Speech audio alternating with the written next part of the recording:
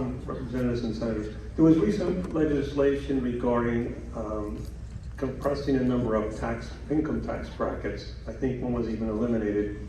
My question is, I don't like taxes. I don't think anybody does. I don't like income taxes. Is there any chance we could go to a flat tax if we have to continue having an income tax at all?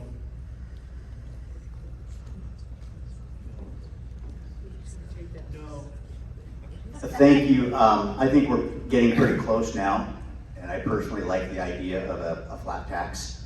I think, quite frankly, there's not a lot of support for it in southern Idaho, so if you're asking me, do I like it? Yeah.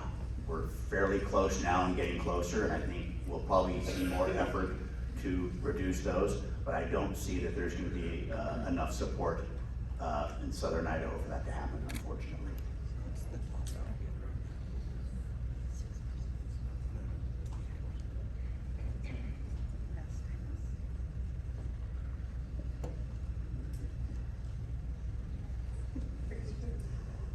Okay, I'm going to be really specific about state of emergency question.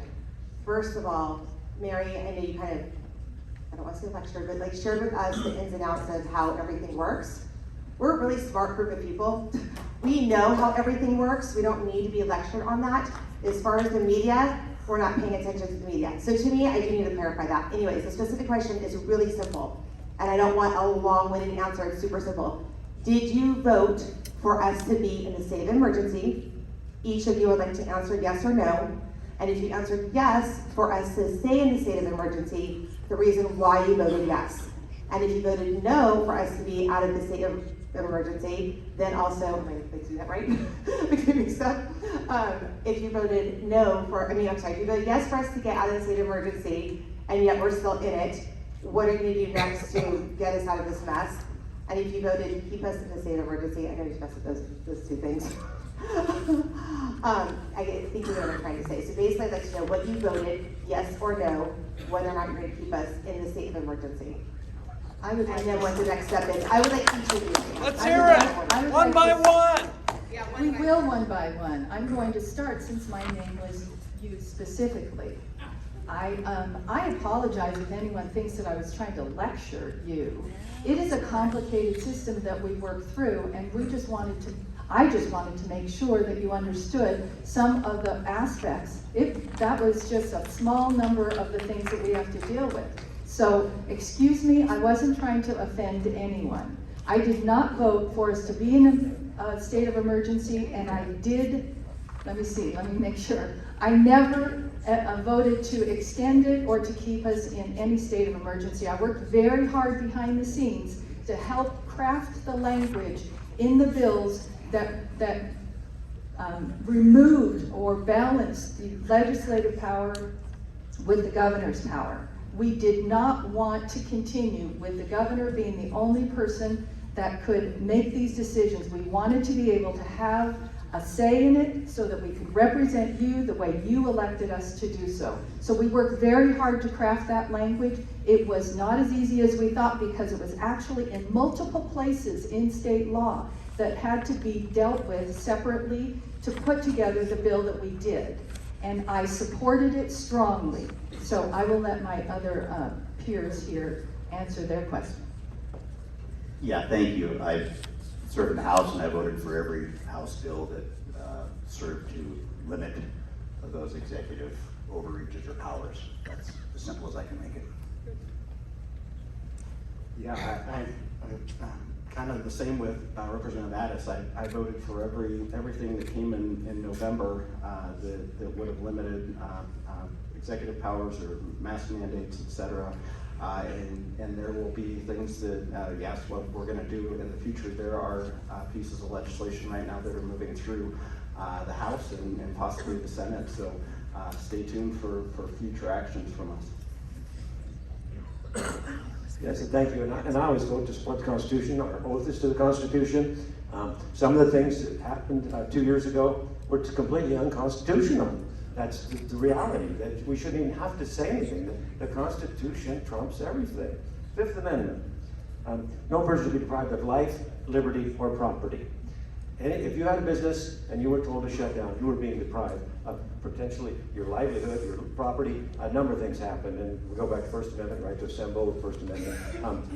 The Constitution is supposed to rule. Unfortunately, it isn't these days, but I will just then answer the question. I always vote to support the Constitution. I always vote to try to rein in the powers. The legislative branch is supposed to be the most powerful. We've become the least powerful, and so we have to fight to get it back. Last year in the House, we did some bills. we made some points, and we exercised that power, because when it finally comes to it, the House of Representatives can control the money, and so that's our hammer. Senate Bill 1139 is the one I sponsored last year that eliminated the ability for the government to arbitrarily quarantine and isolate people. Did the other things, put in for the first time legal recourse for what would happen if you were being required to do those things against your will. I encourage everyone to check that out. That is the one that the governor did sign into law, and it is one of the big things that protects us from a lot of these mandates, these people control mandates outside of the government funding emergency stuff that they claim to still be needing to have in place. Also voted for the other adjustments for the governor's powers, voted for the veto overrides, and so. I have always voted in favor of individual liberties. There's a Christian social principle called subsidiarity, and it basically states that every action should be given to the lowest form of society that is competent to handle that issue. So if you have a local issue of a fire district, for instance, it shouldn't be handled at the federal level, it shouldn't be handled at the state level, it should be handled at the county level. And your own personal health is your individual responsibility. It's not the state's responsibility unless you're infectious and can cause harm to somebody else. But whether you wear a mask, which has been shown to be totally ineffective, or are forced to take the vaccine, excuse me, I almost used that V word. It is not a vaccine. It is a gene therapy. Let's face it, the CDC, in their sliminess, has redefined the term vaccine to take out natural immunity. For Pete's sakes, we've lived for, what, 40,000 years as human beings? And we have survived every single virus and bacteria attack. And now all of a sudden, natural immunity is totally disregarded. I can't live with that. Thank you.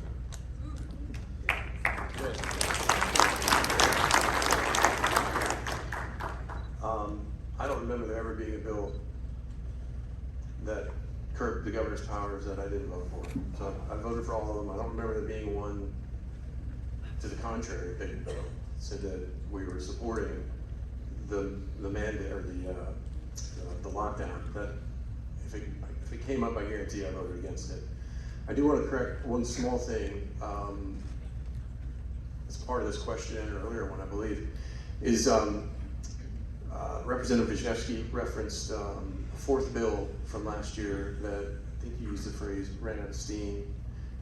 We actually passed that out of the House and the Senate. It was Senate Bill 1136. It was sent to the governor. That had a 60-day, after 60 days, the governor would have been required to get the legislature's permission to re-up the emergency. Both bodies passed that. Governor vetoed it. The House voted to, I actually went back to the Senate first. They failed to override that veto. So that's how that went in. We did try, and we're trying everything we can. Anyway, there you go. And to finish that thought, every person at these three tables voted to override the veto. So just want to make sure that's clear. And then I would like to say at the beginning of the 2021 session, so a year and a month ago, I sponsored Senate Joint Resolution 101 to end the governor's emergency. We discovered that that bill was drafted incorrectly and it would not have ended the mandates. So but that was the very first Senate bill of the session to end the disaster emergency. Okay, so I sponsored that bill. We came back with Senate Senate Joint Concurrent Resolution 103, because you have to do a concurrent resolution to end the governor's declarations. And so we did Senate Concurrent Resolution to end his emergency health orders, which is what he was doing to close businesses, quarantine, isolate people. Those are the things he was doing. So that was the third bill of the session. And the day it came on the floor, the governor reissued that order under a different number, so that resolution, because you have to draw resolutions and bills to address specific things. He changed his order so that resolution would have done no good. And so it's not like there wasn't any effort, and Senator Riggs mentioned then he went to recommendations. So those two resolutions combined, while we didn't technically end the orders, we were successful in him changing the orders to recommendations, and that's what he did in his second one. So there was a success in that, but I just want to make it clear that I was the sponsor of both of those pieces of legislation in the Senate. I had support of the Senate, but the governor, and I said this on the floor of the Senate, is we had a little chess match going with the governor, and he was trying to maneuver around what we were trying to do. We're supposed to have 3 equal branches of government, and we were trying to rein him in. And I'm very comfortable with the support that we have at these tables with doing that. But there, as Representative Barbieri mentioned earlier, there's certainly a different mentality. We have members of the Senate who think the governor should have all that power, and some think he should have more. But that's not me, or I don't think anybody up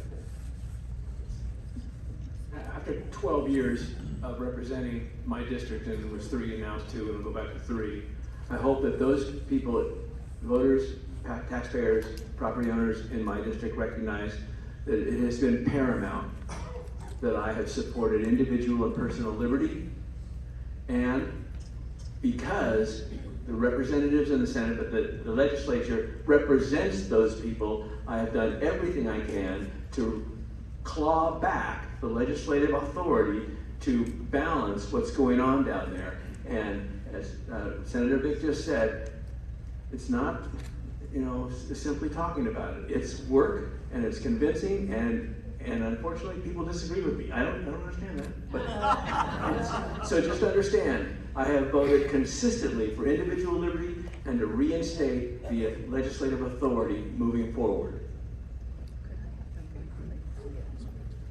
I think you all already had a chance, right? Yes. Can you do it in separate? Could I just add one more thing on that? Thank you. Excuse me. I would like to tell you that Senator Steve Vick authored a bill that was successful getting all the way through and signed by the governor that takes the mask mandate power away from the unelected public health districts and gives it the final decision to the elected county commissioners. And I think that has made a huge difference in the public health districts. It was later, after the public health districts were continuing their mask mandates, and that's when he brought that bill forward. There are some of us who have been shut down in business. My wonderful husband is right over here. We have a 37-year-old business that we run, and we were shut down for more than a year because of the governor's requirements. So it affects all of us, and that's why we understand the pain that people that are not in the legislature are going through. We're right there with you, and we're working hard.